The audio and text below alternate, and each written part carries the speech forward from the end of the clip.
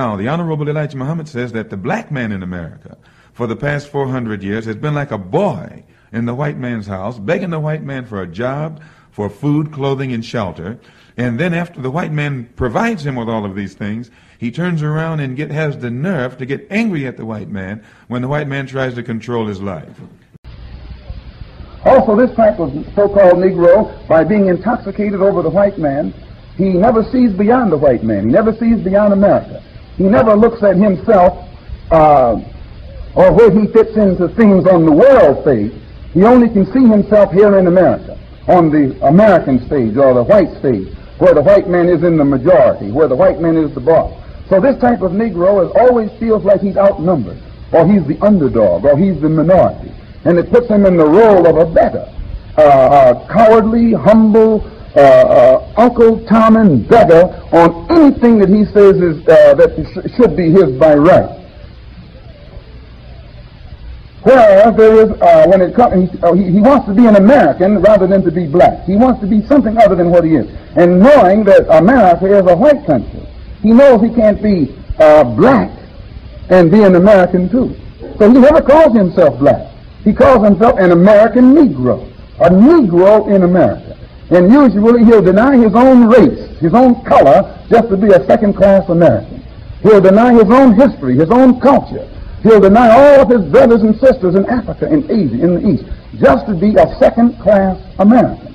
He denies everything that he represents, or that everything that was in his past, just to be accepted into a country and into a government that has rejected him ever since he was brought here.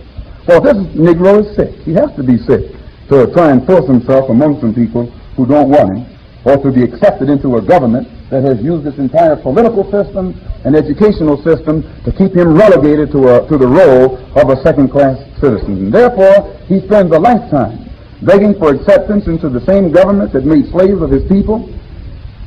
He gives his life for a country that made his people slaves and still confines them to the role of second-class citizens. And we feel that he wastes his time begging white politicians, political hypocrites, for civil rights or for some kind of first-class citizenship. He's like a watchdog or a hound dog. You may run into a dog. No matter how vicious a dog is, you find him out in the street, he won't bite you. But when you get him up on the porch, he will growl. He'll take your leg. Now that dog, when he's out in the street, only his own life is threatened. And he's never been trained to protect himself. He's only been trained by his master to think in terms of what's good for his master. So when you catch him in the street and you threaten him, he'll go around you.